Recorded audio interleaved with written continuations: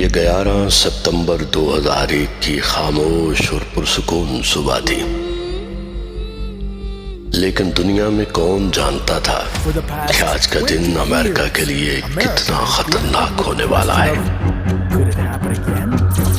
دنیا کی اکیلی سپر پاور امریکہ سے ٹکرانے والے کون تھے، کہاں سے آئے؟ اس دن القاعدہ کے 19 حملہ آوروں نے 4 مسافر طیارے اغوا کیے اور انہیں نیو یارک شہر میں ورلڈ ٹریڈ سینٹر کے جڑواں ٹاورز اور واشنگٹن ڈی سی میں پینٹاگون کی عمارت سے ٹکرا دیا۔ ہر طرف آگ تھی، دھواں تھا اور موت تھی۔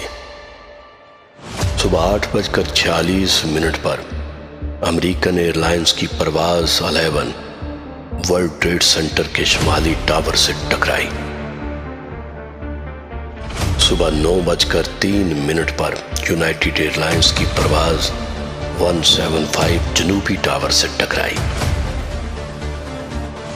صبح 9:37 پر امریکن ایئر لائنز کی پرواز 77 پینٹاگون سے ٹکرائی اور صبح 10:03 پر یونائٹڈ ایئر لائنز کی پرواز 93 پینسلوانیا میں 33 مسافروں اور حملے کے 7 ارکان کے ساتھ سیدھی زمین سے جا ٹکرائی۔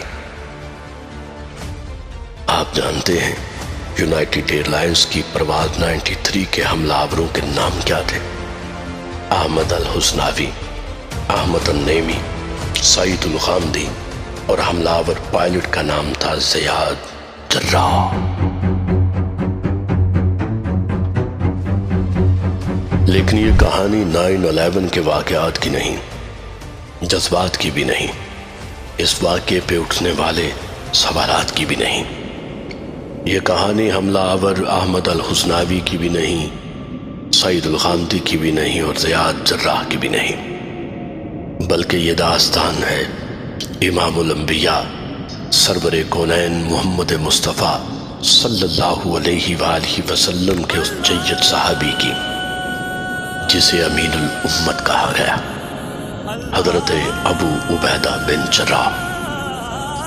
عبیدہ بن جراح سب سے پہلے مسلمان ہونے والے لوگوں میں شامل تھے۔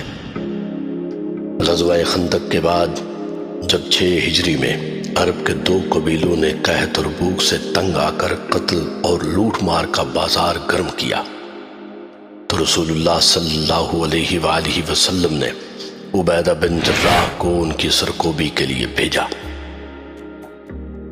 یہ ربیع الثانی کا مہینہ تھا۔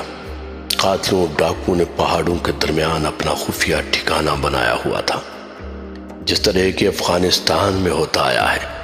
طالبان اپنی کاروائیاں کرتے ہیں اور پھر پہاڑوں میں غائب ہو جاتے ہیں، ان کا نام و نشان تک نہیں ملتا۔ بلوچستان جعفر ایکسپریس کا واقعہ بھی اسی طرح کا واقعہ ہے۔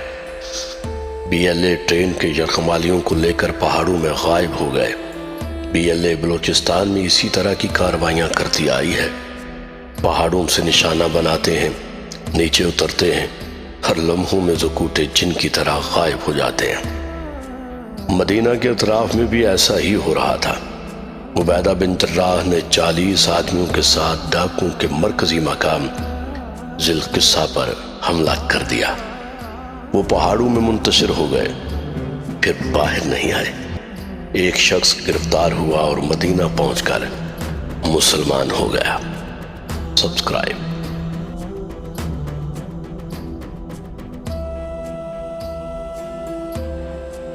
8 ہجری میں عبیدہ بن جراح کی قیادت میں ایک مہم ساحلی علاقہ کی طرف روانہ کی گئی۔ سامان رست میں صرف کھجوریں تھیں۔ وقت وہ بھی آیا کہ سارا دن ایک کھجور پہ قناعت کرنا پڑتی، لیکن جو خدا کی راہ پہ چلتے ہیں ان کے لیے راستے خود خدا بناتا ہے۔ ایک دن عبیدہ بن جراح نے سمندر کے کنارے بہت بڑی مچھلی دیکھی۔ آپ ساتھیوں کے ساتھ اسے پکڑ کے لے آئے۔ کتنے دنوں تک مجاہدین اسی مچھلی پر گزر اوقات کرتے رہے اور پھر کامیابی سے مدینہ واپس آئے۔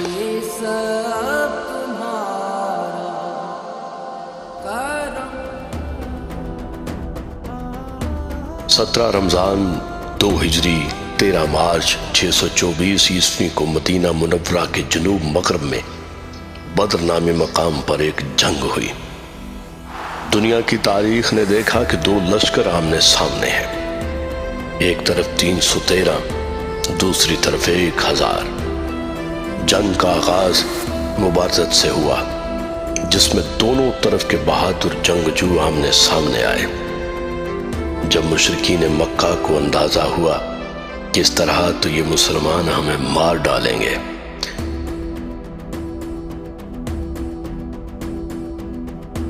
तो इसके बाद मुशरिकीन मक्का ने तीरों की बारिश की आड़ में मुसलमानों पर हमला कर दिया।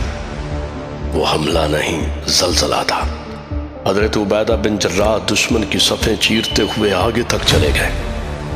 एक शख्स उनके सामने आता था, लेकिन आप नजरें चुरा कर दूसरों पर हमला कर देते। वो बार बार आपके सामने आ जाता, आप बार बार नजरअंदाज कर देते। आपके चारों तरफ खून था, टूटी हुई तलवारें, जिस्मों में दस्तों तक उतरे हुए खून आलूद खंजर। एक बार फिर वही शख्स आपके सामने आ गया। आप उसे नजरअंदाज करना चाहते थे, लेकिन कोई चारा न था। वो आप पर हमला आवर हुआ। आपने तलवार उठाई, जंप किया और तलवार उसके सर पे दे मारी। उसका सर 2 टुकड़े हो गया। जानते हैं वो शख्स कौन था? हजरत उबैदा बिन जर्राह के अपने वालिद, अपने बाप। ये मोहब्बत रसूल है, ये इश्क रसूल है, और ये दास्तान इश्क है। दिल है उसी के पास तो सांसें उसी के पास, देखा उसे तो रह गई आंखें उसी के पास। सब्सक्राइब।